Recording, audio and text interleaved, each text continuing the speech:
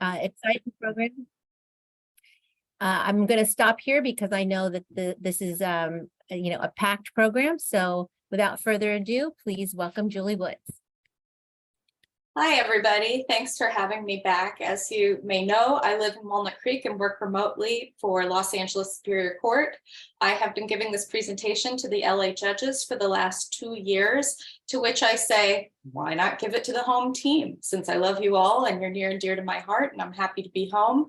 If you like this presentation and you'd like it done next year and subsequent years, please feel free to put that in the reviews so that we can get the ball off and running for 2024 for the 2023 cases.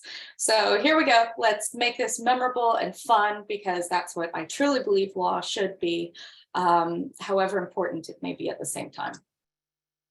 All right, we got a lot of cases to cover. The first one is the Autonomous Region of Narcotics Anonymous versus Narcotics Anonymous World Services. In other words, the way that I remember it is, hold on, that's not the same guy. This is from the movie Twins. So the holding in this case was that there's no standing for a regional delegate to sue to sue a trustee when the regional delegate is one of many groups that collectively constituted the trust settlor, but in and of itself was neither a settlor nor the settlor. So what does that mean? The Fellowship of Narcotics Anonymous has a revocable charitable trust. The charitable trust is comprised of several different groups, branches of the Narcotics Anonymous groups around the state. And one of these groups said, hey, we have standing to sue on behalf of the whole group. So what happened was the settlor was the Fellowship of Narcotics Anonymous. The trustee was Narcotics Anonymous World Services. The beneficiary was the fellowship as a whole, and the assets were all of their intellectual property, books, pamphlets, information that they give out to Narcotics Anonymous people. So the operational rules in the trust explain that the fellowship is the equitable owner of property and trust, and the basic collective unit of the fellowship is the local Narcotics Anonymous group. Local Narcotics Anonymous group, that's where the person's argument comes in. The Autonomous Region of Narcotics Anonymous petitioned for breach of trust and trustees' duties. They alleged that they were an interested party of the trust because they were a regional delegate of FNA. World Services demurred. One of our judges in LA first allowed supplemental briefing, then sustained the demur without leave to amend. We'll hear about the supplemental briefing in a second, but this was affirmed, and the leave to amend would have been futile because Autonomous Region of Narcotics Anonymous was not a settlor who made petition. So this was a very saucy opinion. There was a lot of strong language that made me chuckle as I read through it. Here are some nuggets for you to hold on to. So what's the authority you need to take away from this? A lot of people don't know what a charitable trust is. I learned it firsthand at the AG's office. It's basically any trust that leaves money to charity is a charitable trust in a nutshell. And there are specific provisions in the government code and in the probate code that expound upon that definition. But basically, while a trust is revocable and the person holding the power to revoke remains competent, the trustee owes duties to the person holding the power to revoke the trust. This we all know, basic trust law. But where this comes into play with charitable trusts is that there is something called special interest standing.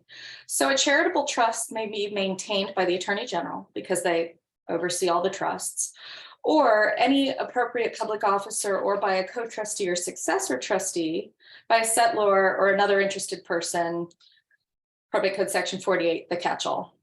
So charitable trust benefits the members of a described group that's reasonably limited. Members may be allowed to maintain a suit on behalf of its members generally. And the reason that members are allowed this special interest standing is because the Attorney General is the supervisor of all of the charitable trusts in the state, but who better to sometimes know the beef of what's going on inside than the member of the charity itself. So that's where that special interest standing comes in. So it could either be the AG or a interested person of a charitable trust that brings such a petition. So that solves the problem of the AG being able to provide adequate supervision and enforcement of charitable trusts, but no case in the whole United States has considered whether this rule should extend to revocable trusts. So there was no precedent in this saucy opinion for the Court of Appeal to explain. So two things happened here. First, no speaking demurs. I can't tell you how many times I used to write this in orders for Contra Costa. No speaking demurs, unnecessary. Don't bring in extrinsic evidence. We're looking at the pleading itself. So the fact that there was supplemental briefing here, Court of Appeal called it out on Judge Small and said, you know, that didn't really need to happen, but it was not of consequence to the case either way. And then there was an interpretation where the rubber meets the road on this case was the trust is revocable, so the settlor may petition for the breach of trust. And the settlor here was defined in the trust, and it wasn't that regional delegates group. It was in fact the overall autonomous region of Narcotics Anonymous was not the party. It was the Narcotics Anonymous World Services, who was the settlor who held the power to revoke. So as the trust was revocable, they were the ones withstanding. So in the end, the probate court's interpretation of the charitable trust was correct because the group that brought forward this petition was not the settlor or a settlor. So the demur against them was sustained without leave to amend, and that was properly done. Case number one, we got a long ways to go, baby. Estate of Douglas, nunc pro tunc, slam dunk. This is what order processing feels like in LA. So the trial court did not abuse its discretion in correcting a clerical error in a petition and an order for renewed judgment that failed to state judgment debtor's capacity as administrator after her name. What are the takeaways in this case? Let's get through it as fast as possible. Here are the facts, blah, blah, blah. What happens is there are differences between a clerical error, something that can be resolved by an order nunc pro tunc, versus a judicial error, which cannot. Judicial error needs to be handled by a different method, whether it be by a petition for reconsideration of an order under CCP 1008 in a timely fashion, or some sort of an amendment of an order, etc. So a clerical error is made in the judgment rendered versus a judicial error, which is in rendering the judgment. So is there like a typo in the order? Is there, some sort of inadvertent clerical error? That's what gets corrected by nunc pro tunc. So here, what happened was I'll go back to the facts just in case you're a visual person. But what happened was there was an order issued and it stated the person's name, but it did not state the judgment was against them in their capacity as, I believe it was an administrator. Yes, as in her capacity as an administrator. So the party came back and said, oh, well, since we got the judgment time ran, it got reissued. And when they reissued it, it just said her name alone without administrator next to it. And they said, oh, well, because the court reissued it in just her name alone, it means as the administrator and as a individual as well. So we can enforce it that way. And the Court of Appeal said, come now, that is not the way we do things. It was clearly a clerical error, and the person's capacity as administrator should have been included in the judgment that was reissued by the court, and it did not affect the holding or the way in which the person was held liable only in their capacity as an administrator. So what are the takeaways for you? When you're submitting an order, confirm who and in what capacity. Joe Bob as trustee, Uncle Remus as an individual, Eugenia Woodruff Dews as a personal representative or individually. Make sure you're looking at the person's name and capacity. And if you're just putting a name, put as an individual, just for, kicks to keep it clear. So that's your takeaways on the nunc pro tunc case of the day. Next, there's Miri versus Sham Toby, the queen herself, Cher. If I could turn back time, this is a statute of limitations case. Beneficiary's untimely litigation was a direct contest without probable cause. Oh, no contest clause, my wheelhouse. The lower court therefore properly applied the trust no contest clause to the beneficiary. So she filed a petition to invalidate the trust based on lack of capacity, undue influence, fraud, the parade of evils we all know and love. Trustee filed a petition for instructions as to whether the beneficiary's petition violated the trust no contest clause. Spoiler alert, it did. The 16061.7 notice that we all know has to be issued when a trustee takes office said that the 120-day deadline to contest the trust had been blown by the time the petition came out. So 16061.7 notice had the statute of limitations in which a party could come forward and contest the trust, and that was blown by the time this petition was filed. So the trustees council said, you're threatening to petition, but don't do that. And they did anyway. So the trustee demurred and the beneficiary charged on because I guess they were getting paid. So the trustee demurred, the Judge May, another LA judge, from the probate court sustained the demur without leave to amend, finding that the beneficiary had filed a direct contest without probable cause. What was the no probable cause? It was time barred because they blew the statute of limitations. Accordingly, the beneficiary's petition violated the no contest clause, and the beneficiary was subsequently disinherited from the trust according to the statutory scheme. The beneficiary appealed, said, oh no, like there was probable cause, like please let me contest this trust. And the Court of Appeals said no, so it was affirmed. Authority for you in case you need it. Here are some legal nuggets. The analysis was the beneficiary's petition was a direct contest, and the untimeliness of the filing established a lack of probable cause. And that is that case. Next, Wershner versus Jernigan, also known to me as the case that sounds like the Swedish Chef from the Muppets. Like I said, this will be memorable for you. So this case is one that I endearingly call Hoosier Daddy. You remember the movie Hoosiers? Had to do with Indiana, a place where I went to law school and saw a lot of corn. California law applies to determine parentage when a person claims to be an heir of an intestate decedent who is domiciled in California when he or she died, even if, as in the instant case, the parent and child relationship was effectuated outside of California. Let's dive into this one. A lot of Irish names here. So I went to law school at Notre Dame in the middle of Podunk, Indiana, South Bend, Indiana. A lot of Irish names in this case, family based out of Indiana and partially in California. Locke, the decedent, you know, like the Loch Ness Monster, or a lake in Ireland. Locke died in 2018 while domiciled in San Diego, and he was only survived by issue of his grandparents. And then Shannon is the first cousin on the paternal side, and the sole person entitled to share any part of the estate passing by intestacy. But then there was Charles. Charlie was adopted brother of the decedent's mother, Claire. So Charles and his wife Judy took in Judy at 2 years old, and then Judy continued to live with Charles and his wife outside of California for the duration of her childhood, and they openly held her out as their daughter. Okay, so there's the decedent in California, Shannon, the first cousin on the paternal side who filed the petition for probate and all that goodness. And then way out in another state, there's Charles and his wife who took in baby Judy and held them out as their own for her entire life. She was neither their biological child, nor was she ever legally adopted.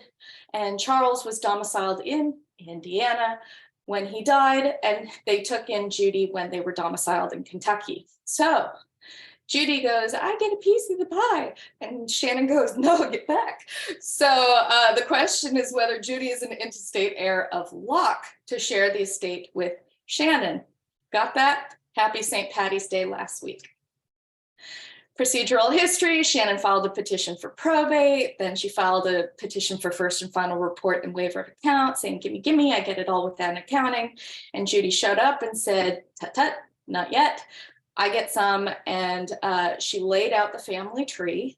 And the way that it worked out was Judy, through Charles, was entitled to 1/2 of the decedent's estate. Here are the probate code sections that you need to navigate this sort of conundrum. Probate code section 6450 are the rules for determining who is a natural parent for the purposes of intestate succession. It's a presumed parent-child relationship, and it's established where it's not rebutted and there's clear and convincing evidence that the parent has openly held out the child as the parent's own. No adoption required, no biological relationship required. Then there's the Uniform Parentage Act for you at Family Code Section 7600, and the Estate of Bossy, which talks about the extraterritorial effect, not like ET, but the extraterritorial effect of California law in resolving questions of inheritance, which basically says once someone acknowledges a child as their own and they openly live together as a family, no matter where that is, a parent-child relationship is created between them for the purposes of California law. So if the relationship is never disavowed and the child is then entitled to inherit through their parent in the line of that parent's relatives. Swedish chef, who's your daddy? Next case. I want to be Americano, estate of Guardani. This one's fun. The probate court did not abuse its discretion in removing an intestate estates administrator who was ineligible to serve based on a finding that she was not a U.S. resident as required by Probate Code Section 8402, subdivision A4. The administrator did not actually live in the U.S. and was merely present temporarily.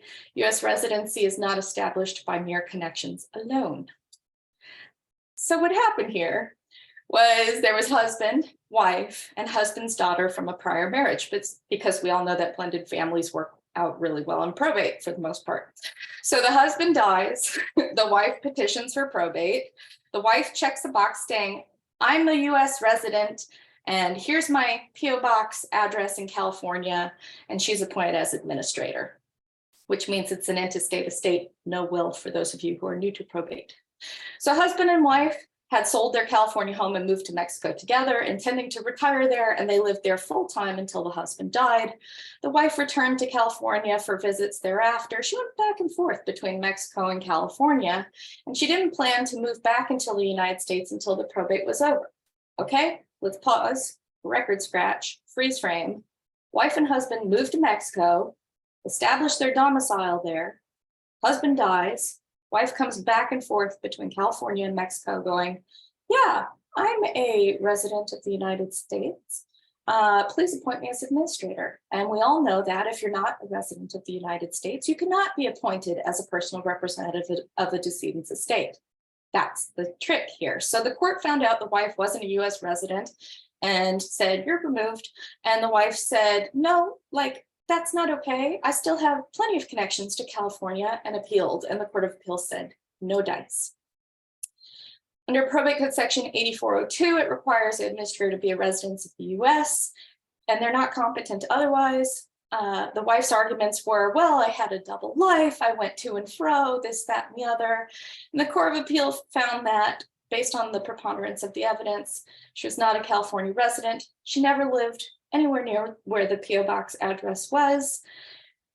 On her verified under penalty of perjury petition, she moved to Mexico and planned to retire there, and she merely visited the US on a temporary basis, and going to and fro for dental appointments and other things was not enough to establish residency. Also, her credibility was questionable, especially in light of the fact of her verified petition that said she had a residence address where she did not reside. So adios, appellant. Next, Choi versus Choi. The courts slay as parents patriae. Papa, can you hear me? Do you remember what parents patriae means? We'll get to it. All right, the court properly approved a settlement agreement entered by a guardian ad litem on behalf of minors, despite the mother's and minors' repudiations of that agreement. Settlement agreement was not unconscionable, and the court properly did not remove the GAL, an appointment in one case carried through to the other cases. Let's dive into this one. It's beefy. Messy trust litigation. Two minors, guardian ad litem appointed by the court for the two minors. The mother of the minors was the worst of all. The guardian ad litem requested approval of a settlement agreement. The mother tried to step in, and supposedly the two minors tried to step in, through the mother probably, to repudiate the settlement agreement on behalf of the minors and over the GAL. And Judge May down in LA said, no, and the Court of Appeals said, good job. So this case was affirmed, and here's what happened. All right, family tree. I want you to keep your eye on the green and orange people and the guardian ad litem next to them. Okay, so there's the settlers, and then their 3 kids, and then one of the kids, 2 wives, each have children. One has 1 child. Second wife has 2 minor children. Court appoints a guardian ad litem for those 2 children. So there's a lot of trust litigation here.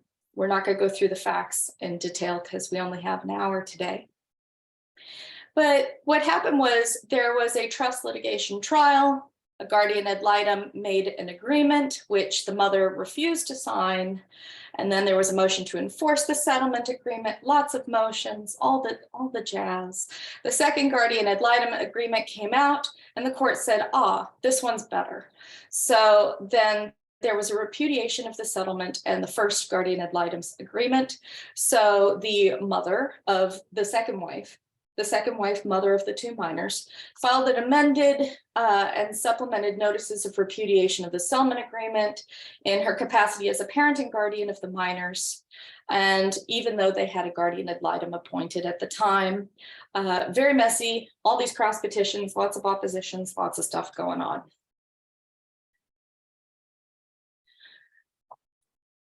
So then what happened was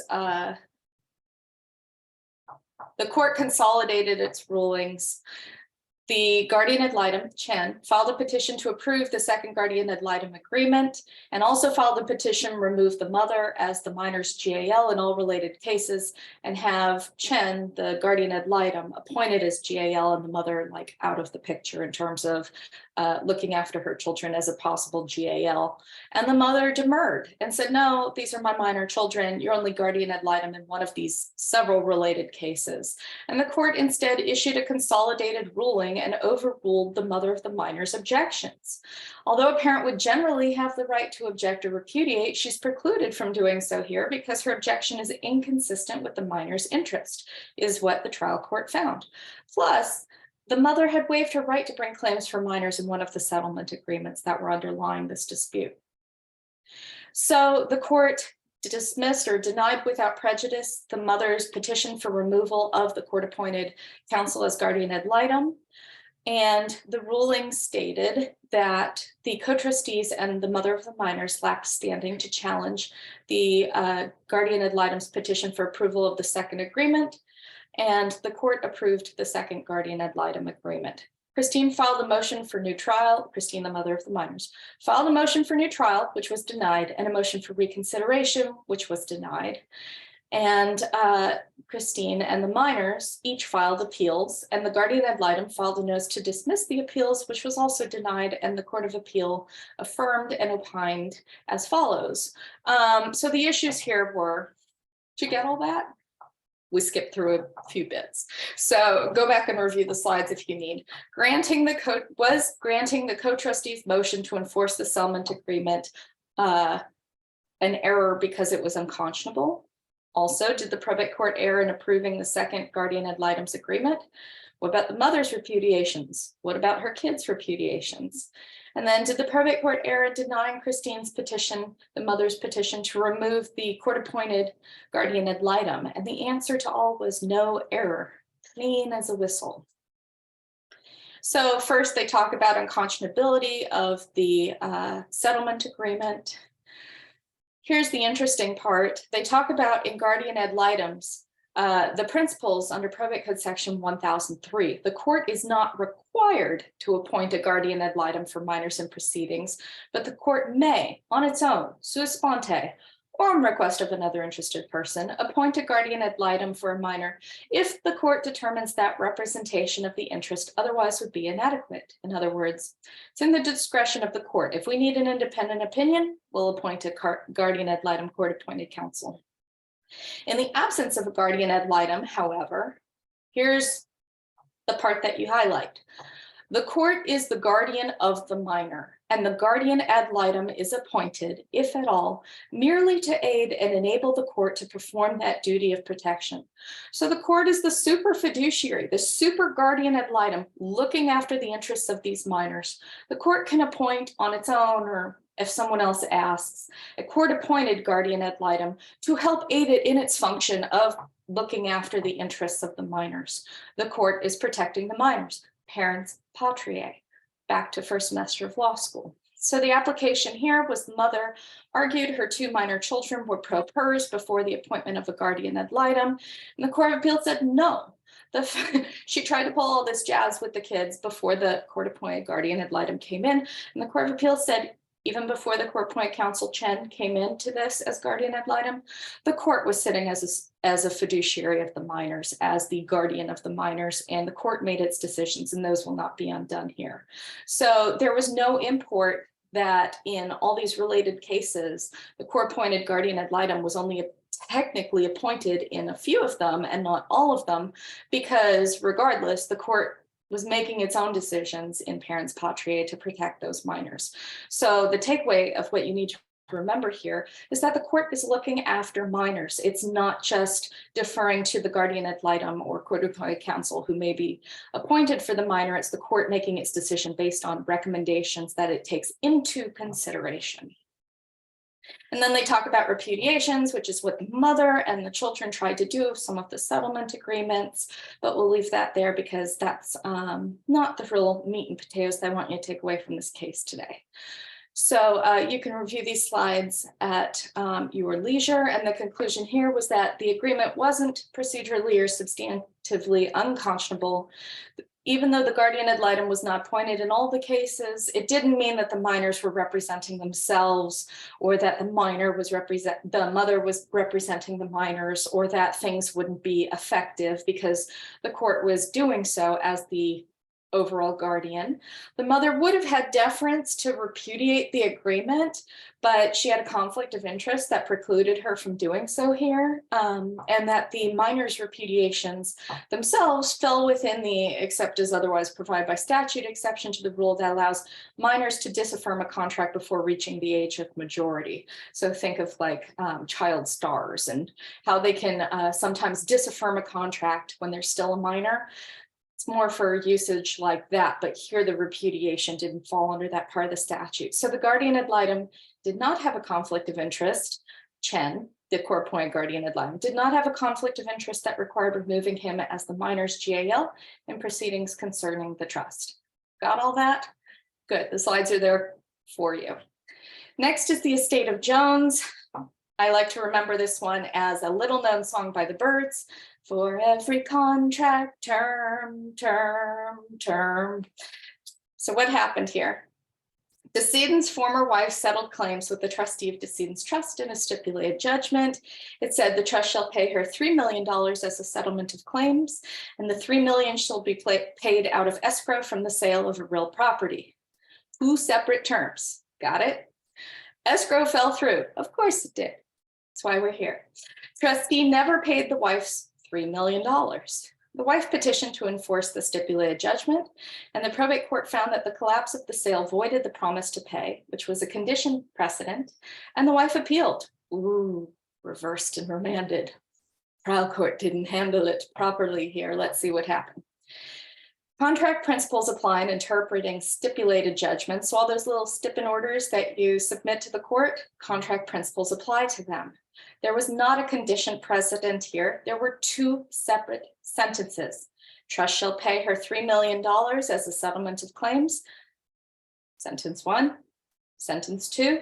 The $3 million shall be paid out of escrow from the sale of real property. So it's not a condition precedent that the $3 million be paid out of escrow.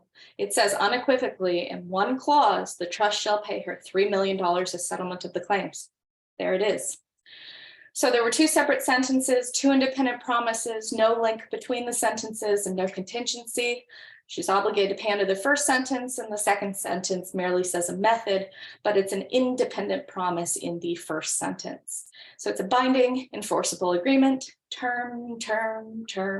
So it was remanded and reversed with the court to exercise its inherent authority to enforce the stipulated judgment, including breach and excuse from performance under contract principles. Next, the estate of Eskra. Oh, boo, we crashed. We'll get to it. So the estate of Eskra is one that I like to say is check your escrite before you escribe. And what does that mean? For those of us who passed high school Spanish, That means check the writing before you sign it. All right. Let's get to where we were at. These things happen in post-COVID society. Plus, there's a lot of animations in here. All right. Check your escrite before you escribe the prenup. Check your writing before you sign. And guess what happened here in a state of escrow? Wife petitioned for probate of husband's estate, seeking appointment as personal rep. The probate court denied it based on a premarital agreement that waived the wife's interest in the husband's separate property. The wife appealed. This was reversed and remanded. The wife was entitled to introduce extrinsic evidence in support of her argument that she and her late husband mistakenly believed the agreement would apply only in the event of divorce rather than upon death. On remand, the probate court denied the petition. It found that the mistake was unilateral on the part of the wife, and accordingly, she was not entitled to rescission. Also, they found it was a mistake of fact, not law. The wife appealed. It was affirmed. Classic law school case. The wife failed to read the prenup. She got into the court and said, oh, I didn't really read it. I shouldn't be bound by it. Seriously, lady? So because the wife failed to read the agreement and meet with her attorney to discuss it before signing it, she bore the risk of her mistake and is not entitled to rescission of the prenup. Thus, she doesn't get to be appointed as personal representative and is disinherited from the estate under the terms of the prenup. Next, White versus Davis, another meaty one. I like to call this the nefarious BIG. How are we on time? Speaking like the Micro Machines man, where the trustee applied for an elder abuse restraining order and the defendants responded with an anti-SLAP, the court properly denied the anti-SLAP, but abused its discretion by declining to hear the elder abuse restraining order, EARO, until after the anti-SLAP motion. Thomas had a $40 million estate. He had 3 daughters with his first wife, and then he married his second wife, who was independently wealthy, and they had 2 daughters together. Because they were both wealthy, they had the foresight to execute prenup and postnup agreements made by Thomas's estate planning attorney, Mitchell. Thomas appointed his 3 daughters as attorneys in fact, and then as successor co-trustees once he resigned.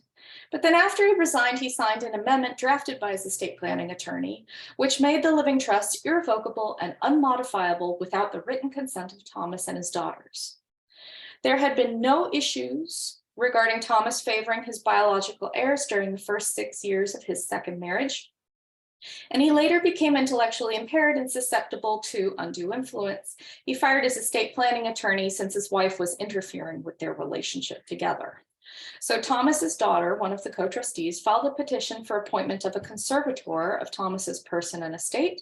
A guardian ad litem was appointed with authority to investigate, retain, and discharge counsel for Thomas's protection. The new wife came in with one of her daughters, and they continuously, despite all this, tried to influence Thomas to change his estate plan. They isolated him from his biological family. They are the nefarious BIG, and then there will be someone else that joins them in also being nefarious. So procedural history, a lot of elements here. There's a conservatorship over Thomas. We just covered that. Then Thomas's daughter applied for restraining orders against new wife's daughter on the basis of scheming to sabotage his relationship and estate plan. And the court issued the TRO, the temporary restraining order, against the new wife's daughter. There was no hearing, however, because she would not accept service. And then we go back to the conservatorship matter, and the guardian ad litem was relieved. Contested trial happened. Probate court determined that a temporary conservator of the estate was necessary because Thomas was lacking in capacity and susceptible to undue influence. And so they appointed a conservator of the estate by stipulation after that. And the court appointed CAC, court appointed counsel, independent counsel for Thomas. All the meanwhile, the new wife and her daughter were still up to no good, going, "Hey, old man, give us all of your money." So the new litigation commenced, and the new wife and her daughters filed civil actions, She had no authority to do that, because remember, there's a court-appointed counsel, there's a conservator that's been appointed. Nevertheless, they tried to file civil actions, seek appointment of guardian ad litem for Thomas. They engaged a law firm for Thomas, this guy with no capacity, and they petitioned the conservatee, and they petitioned for termination of the conservatorship, and they also interfered with his court-appointed counsel so much so that they went for $150 an hour amount. So they resigned. So Judge Getz, one of the retired judges in LA, sat in on one of the family meetings as a mediator and said that Thomas didn't even know the names of these people in the room that the new wife and daughter had brought in as his attorneys, didn't know anything about what was going on. So the conservator filed a petition for instructions to bar counsel not appointed by the court, was granted, appealed, affirmed, and even though all that happened, new wife and the daughter and the private attorneys that they retained, so collectively the three stooges, the nefarious BIG, continued to interject and unduly influence Thomas. They even created an amendment for the conservatee to his living trust, despite all the players put in place to protect him. Oy vey, people. So then there were more petitions for elder abuse restraining orders, and the probate court denied them, pending a hearing on the merits of the rest of the case. And then, God bless the judge, there were 6 anti-slaps filed to various petitions in this case. So prior to the hearing on the elder abuse restraining orders, these anti-slaps popped up, and the co-trustee filed 6 oppositions, garnering a lot of attorney's fees. They urged the probate court to hearing the anti-slap motions together with the elder abuse restraining orders. Here's a takeaway. So the co-trustee said, hey court, please hear the anti-slap together with the elder abuse restraining orders, and the probate court said, no, there's a lot going on, we're going to bifurcate these. So the probate court proceeded with the anti-slap motions and then heard the elder abuse restraining orders later. It denied all the anti-slaps, said, get out of here, nefarious BIG. Nothing in here is a protected activity, you're evil. And that the litigation activity was not the basis of the liability, it was evidence of the undue influence and isolating of Thomas, and the defendants appealed. The gall of these people. So here's some authority on elder abuse restraining orders and anti-slaps for you, as well as the recent amendment to Probate Code Section 1471. So what happened was, there was a decision about when to hear the various petitions.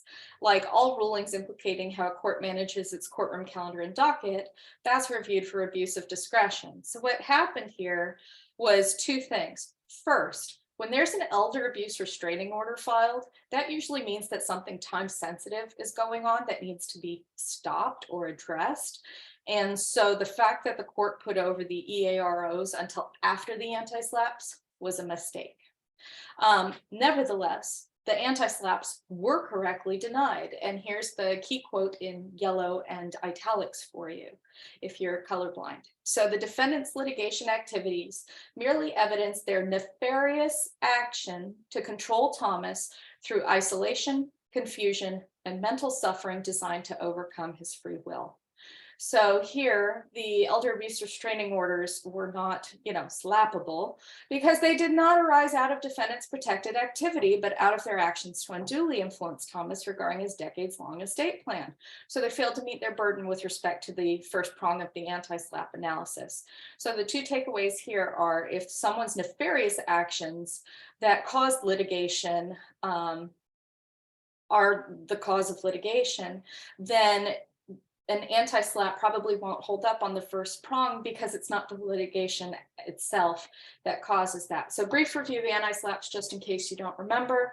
It's a strategic lawsuit against public participation. So anything infringing on your First Amendment rights to assemble, to petition, to speak freely. So someone says, I'm filing this lawsuit, and this other person says, I'm going to sue you for filing your lawsuit, and then they turn around and say, you can't do that, that's impinging on my First Amendment rights. that's what leads to an anti-SLAPP. So when someone says, I'm suing you for suing me, and the underlying cause of the lawsuit are these nefarious activities, then that's not going to hold up under the anti-SLAPP law. That's the takeaway of this case. And the second takeaway is if there's an elder abuse restraining order, that is time sensitive. And if there are other petitions and it needs to be a bifurcated proceeding, the EAROs should be heard first. Phew. Next case. White versus Weir. Hero got an ERO based on FEA claims. So this ties into the one case that we just heard, which is an elder abuse restraining order was based on financial elder abuse claims. So the person was able to get the elder abuse restraining order issued on that basis, White versus Weir. So the defendants made a preemptory challenge of the probate court judge, but it didn't void the EARO, and the petitioner's petition stated a cause of action for financial elder abuse. The defendant procured or assisted in procuring a purported amendment to the Conservatee's living trust, and that supported a claim of financial elder abuse sufficient to warrant an elder abuse restraining order. Moving on from all that. Next, follow the recipe to modify or revoke a trust. This would be petitioner's counsel attempting to shake some money out of this case. When a trust specifies a method of amendment, regardless of whether the method of amendment is exclusive or permissive, and regardless of whether the trust provides for identical or different methods of amendment or revocation, Section 15402 provides no basis for validating an amendment that is not executed in compliance with that method. Note, this one's up in the California Supreme Court. I had done my very first appeal on this exact issue about little less than 10 years ago, where I dove into probate code sections 15401 to 15403. And I looked at when basically a trust says that this is the method of amending or revoking a trust. It shall occur in this way versus whether it may occur in a particular way and what that meant under the statutes.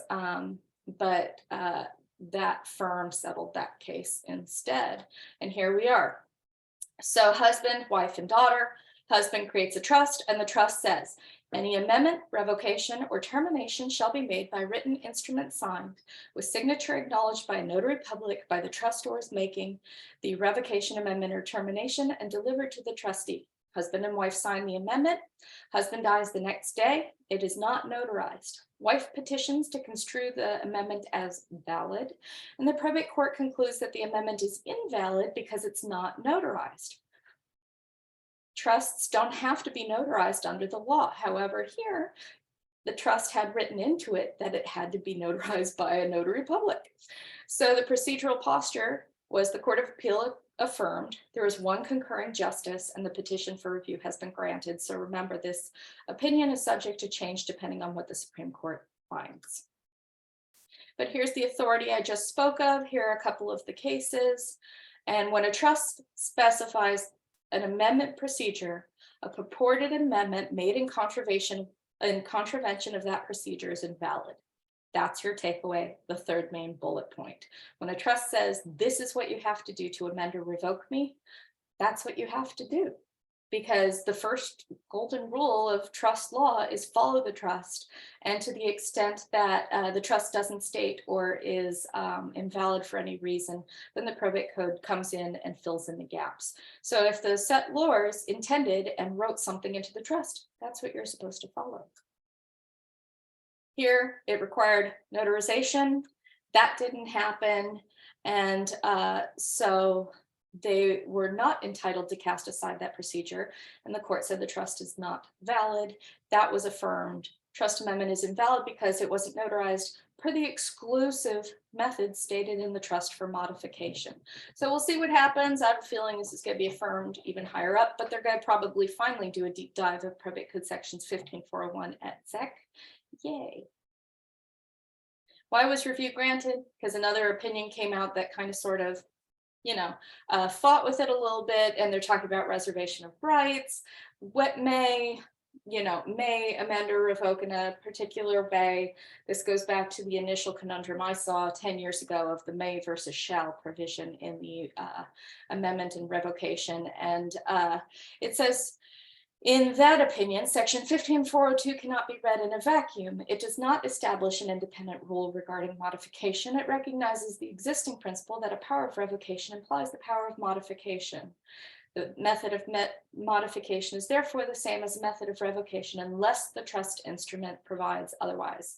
So boys and girls, keep your emails open to see when the next new case update comes down from the state bar. Next, failure to launch attachment. This one came out of our very own county. The probate court erred in 2 ways. First, issuing a pretrial right to attach an order, which levied the respondent's assets based on the petitioner's unsubstantiated application for prospective compensatory and punitive exemplary damages and statutory penalties. And second, we'll see that when something happens and goes up on appeal and a petitioner goes back to the underlying court and says, let's vacate this and make the matter moot so that we can get this out of the Court of Appeal. That's not kosher. It's called the vacatur. And here the court also held that that was not okay. So a lot of facts here. We're running a little short on time and there are a million cases this year. So we'll just go through this real quick. There's something called an attachment. Have you ever heard the joke that a farmer can have his wages garnished? What that is that there's a writ of attachment which garnishes someone's assets. And what that means is it basically freezes them pending litigation because for some reason they think it's a hook, line, and sinker litigation where the petitioner is going to get money out of this opposing person. So they file a pretrial writ of attachment, but there are specific procedures to do so. Here it was a very sparse 1-page application. I didn't work on it at the time in this county. I was working on something else. I saw it in passing, and it was a very there wasn't much to it on this 1-page judicial counsel form. And it turns out under the statutes, there needs to be more and more and more. So always look for the code sections and look for the attachments and look for the language that needs to be particularly put in, because in a writ of attachment, it needs to be a specific ascertainable asset. I'm not quoting the language of the statute explicitly, but I believe it's an ascertainable asset. And here it was something like including but not limited to, and treble damages and all these things. And that doesn't really jive under the statutes, and we'll get to that real quick. So here's the analysis of the vacatur, which I gave you the sneak preview on. In general, the timely filing of a notice of appeal vests jurisdiction in the appellate court, and subject to certain exceptions, it terminates the lower court's jurisdiction. Here what happened was something went up on appeal, unpublished opinion, came back down, and petitioner said, ooh, that didn't go well. Let me try and moot the rest of this stuff that's going to go back up on appeal again. So they ran to the probate court, asked it to sign a vacatur without explanation and without anything in the minute order other than approved as prayed. The court did, and the Court of Appeal went, don't do that. You don't have jurisdiction, because so the vacatur should be invalidated. Once an appeal is perfected, an automatic stay goes into effect, preventing all further trial court proceedings that may undermine the effectiveness of the appeal, including enforcement of the judgment or order under review. And they said explicitly for petitioner's counsel, this appeal is not moot. They said, oh, we got rid of it, but they had garnished this person's assets for 16 months. In violation of due process of law. So this opinion went up to the Court of Appeals and was published in regards to that. So there's attachment law and there's the Elder Abuse Act, and there are ways in which those two things intersect. And so under attachment law, it's usually intersecting with elder abuse to protect a elder.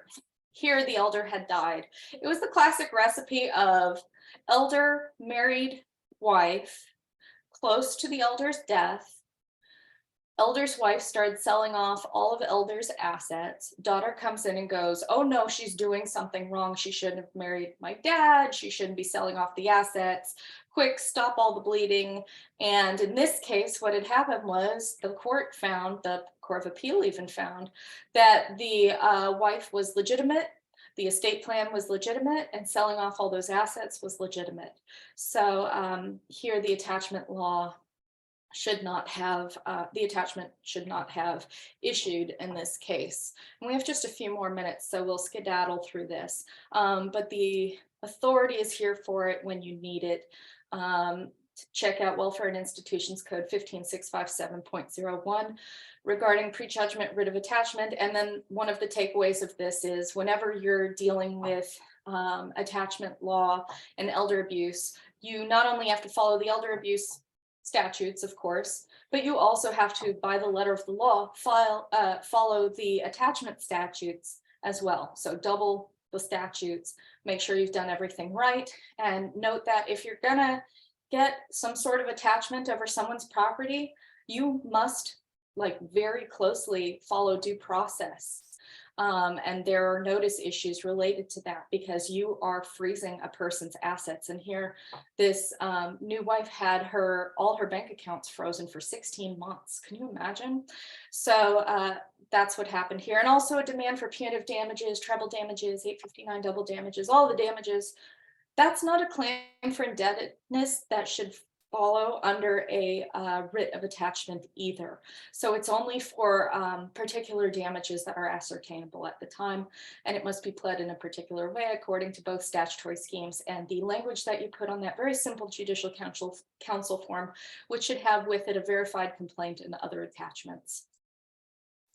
So that was reversed and on 2 counts, and remanded and affirmed in terms of everything else that had already gone on in the case.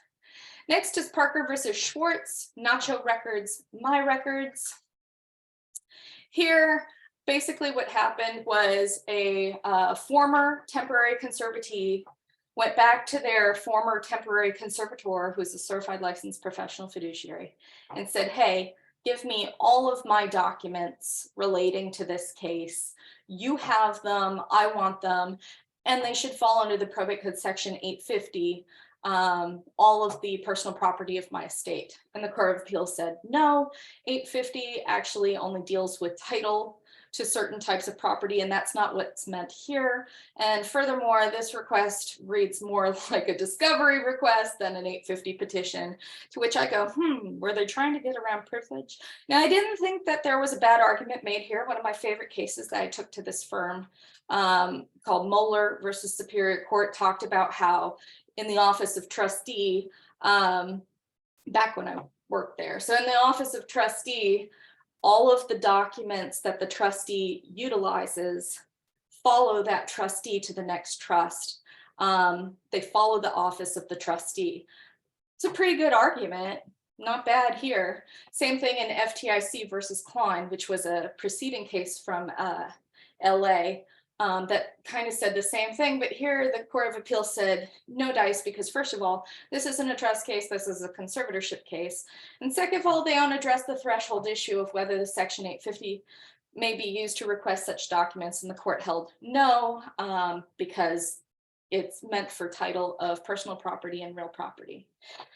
So we're at 12:59, and there aren't that many more cases to go, but this presentation is supposed to stop at 1:15, but just because I don't want to leave anyone's questions out, let's address some questions real quick, and if we have time, we'll go back to the rest of the cases, and if we don't, I leave it in your capable hands to read them. So first in the Q&A from Lauren Emanuel. Hi, Lauren. Did Thomas, I know you all, and I miss you all, and that's why I came home. So did Thomas's amending his trust after his resignation factor into the many factors in White versus Davis?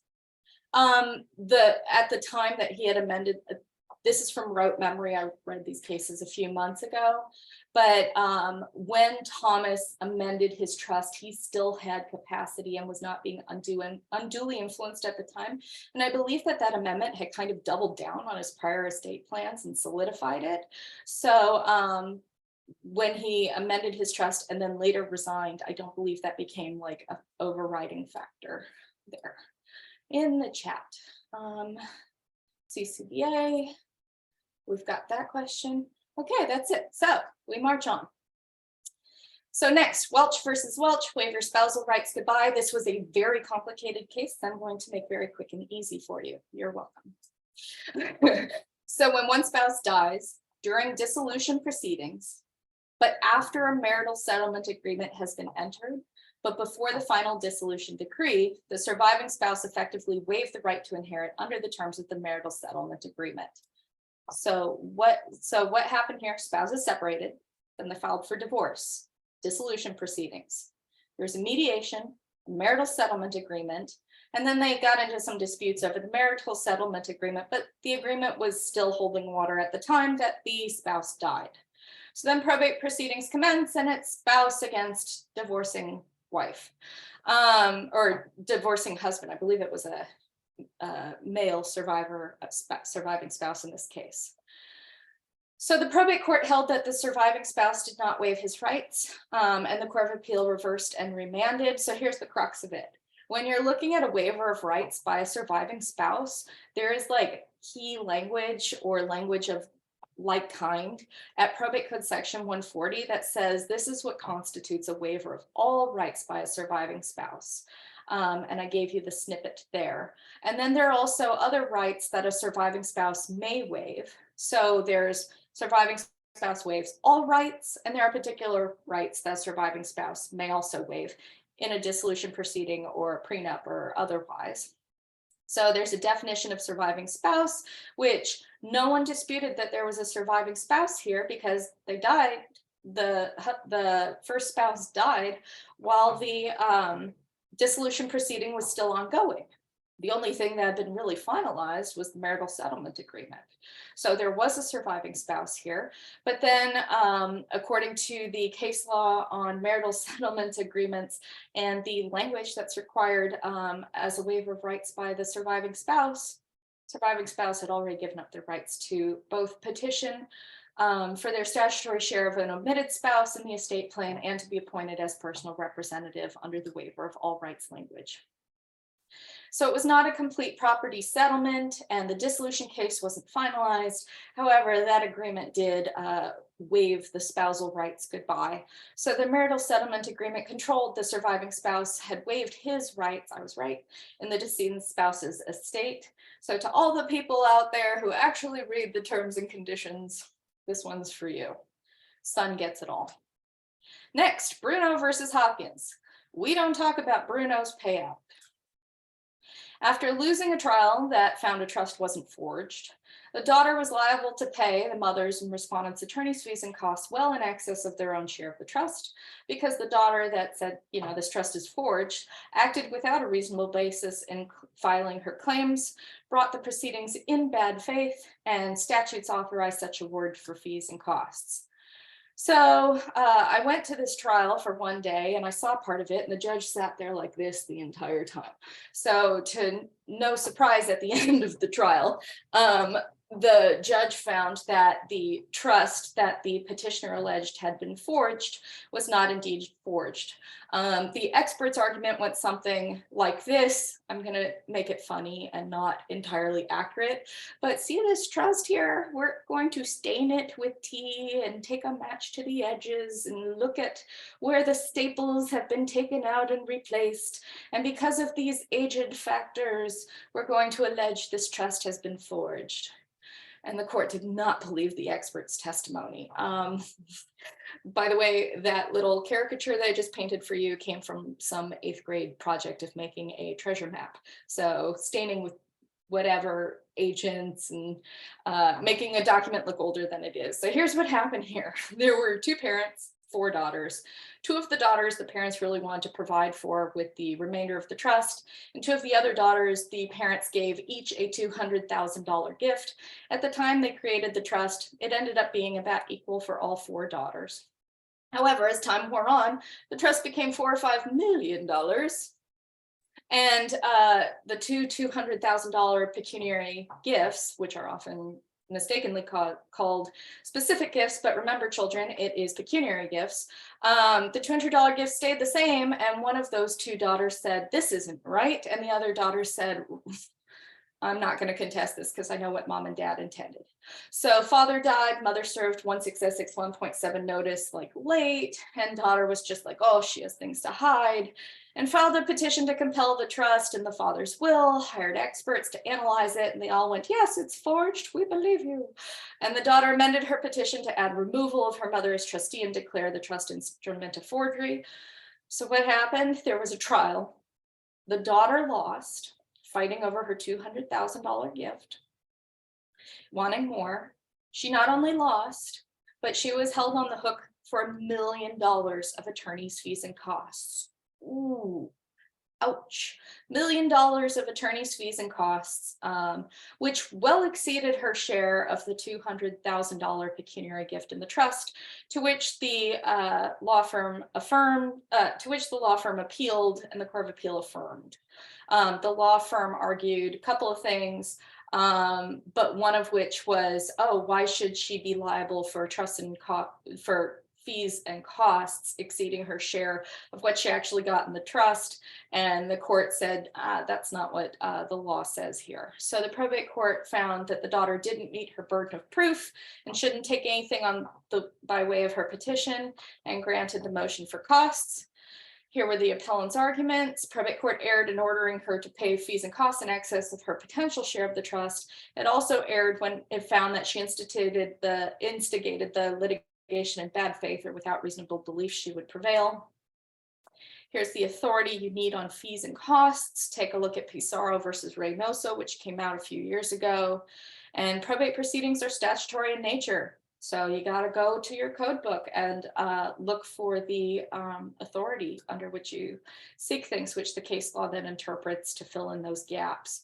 But under Probate Code Section 15642, the removal suspension statute, it authorizes an award of fees against a trust beneficiary in excess of their share of the trust estate. So that argument fell flat.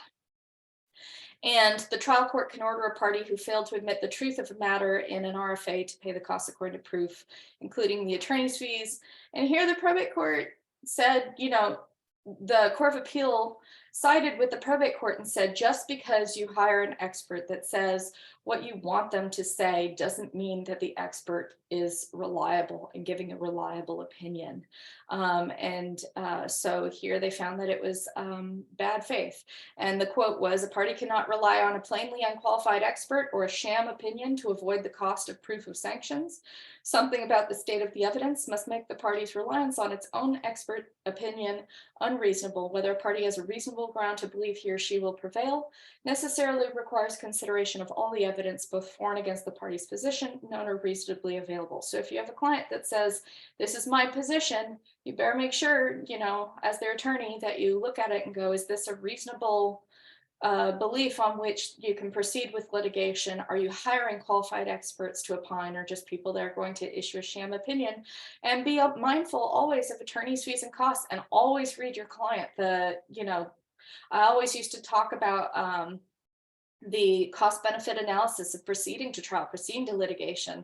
So be forewarned, because this case, we don't talk about Bruno's payout. It was a big payout on a little dispute that couldn't be backed up. Next, there's an intervener. This is kind of boring. Civil procedure. An heir must be granted leave to intervene as a matter of right, so long as the statutory requirements for intervention have been met. Intervener. So what does this mean? There's a plaintiff and a defendant, and then there's another person that wants to join either the plaintiff or the defendant, and they're an intervener, and there can be permissive intervention and mandatory intervention. And in this case, it was applied to the wrongful death statutes. So we're going to hop skippity through the conservatorship cases and end on time. God help me, I can't believe it. Conservatorship of Eric B. This one went up to the Supreme Court this year of the state of California. In an LPS conservatorship, mental health, Lanterman Petrus Short Act, equal protection under the laws from compelled testimony. So if you've ever done a deep dive into the LPS conservatorship statutes, you will notice that they are the closest civil proceeding to a, how are we on time? We're good. They're the closest civil proceeding to a criminal proceeding in that a conservatee gets locked up. A conservatee gets put into a institution for mental health purposes. These are the 5150 and 5250 cases and things of that nature, where someone is determined to be gravely disabled as unable to care for their person or their finances. So here there was so what happens is, under these cases, if you go through all of them, at the end of the day, what they say is, look, conservatorships are statutory in nature. LPS conservatorships are statutory in nature, and you have to follow the statutory schemes. But the liberty interests of the conservatees and the proposed conservatees at stake are so important and so heightened that they are akin to a criminal proceeding. Do the criminal law, principles transfer over to LPS proceedings? Not always. However, given the liberty interests at stake, sometimes by analogy, the court will interpret the LPS conservatorship statutes with the same grain of salt. So here's the LPS conservatorship that happened in this case. There was a jury trial on whether the proposed conservatee was gravely disabled. The appellant objected to giving compelled testimony at trial and said, "Don't make me testify." And the court overruled the objection and said, "You're going to testify, proposed conservatee." So the public guardian called them, they testified, and the LPS conservatorship was granted, and the jury found the person gravely disabled. So this would be akin to, in a criminal proceeding, someone saying, "I take the fifth. I'm not going to incriminate myself." Here, the person said, "I don't want to testify against myself because I don't want to be in this LPS conservatorship." And the court said, "You will testify anyway." Not a criminal proceeding, no Fifth Amendment right. You're going to testify. And what happened here was the California Supreme Court said that is not okay, because even though they're statutory for LPS conservatorships, because of the liberty interests at stake in commitment proceedings, courts have applied similar principles as criminal proceedings. And here it was based on equal protection principles under the Constitution. So even though the probate court erred in this case, it was harmless because other witness testimony established that the LPS conservatee had a grave disability and the conservatorship would have been granted. But this is a very important step in expanding LPS conservatorship law under those constitutional principles. Next, an LPS hearing is not a trial, even with witnesses. This is Uncle Moishe at the Seder table debating over who gets the lamb shank. Make no mistake, there will be a trial. Just kidding, it's Chuck Schumer. So what happened in this case was, I'll make this really fast because we've got like 2 minutes left, but what happened in this case was there was an LPS conservatorship. It came up for annual review. The probate court had a hearing. There was lots of witness testimony. It was basically a mini trial, but it was at a hearing. And the court established the conservatorship, and the LPS Conservatees Council objected and said, "Oh, that wasn't the trial, that was just a hearing." And the probate court said, "We're not going through this again. That was the trial." Well, turns out Court of Appeals said, "No, that was just the hearing, because there are certain things that you have to do on the day of trial, and you did not do them on this day. So no matter that you had all the witness testimony, a hearing is not a trial for LPS conservatorship purposes." Here's "Please ignore my guilty plea." Murphy conservatorship in LPS when it has to do with someone who's on the hook for a criminal proceeding. And here they had already pled guilty, and that was enough to establish the criminal act for the Murphy conservatorship. Lastly, you can't say to a LPS conservatee, you can have a bench trial today or a jury trial like 9 months from now, because we're backed up because of COVID, because that there are too many liberty interests at stake, and that's not okay. But because of the special circumstances that happened in this case during the COVID shutdown, the Court of Appeals said, "Okay, but don't do it again because there are really important things that happened here." And that's it, folks. That's how it's done. Any final questions? Everyone's still alive? Hope y'all had a good time, and remember these cases for next year. And if you'd like me to do this same case review next year on the new cases that come in, let me know, and let your bar association know. And it's really good to be home. Hope to see you all soon. Thank Thank you you, Julie. so Hey, much. really quick, is your email on the materials?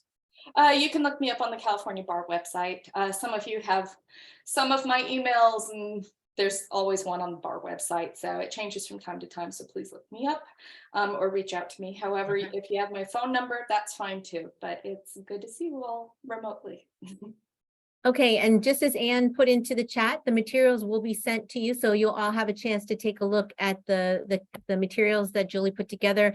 Thank you so much for condensing so much great information into an entertaining and really useful way. Just one last plug, we've got the mark your calendars for May 4th. We've got our symposium coming up. And we'd love to see you there. We're going to be in person at the Leisure Center, and we've got some exciting programs coming up. So watch out for more details. Okay, thank you so much. Have a great rest of your day. Good to be home. Thanks. Thanks, Julie.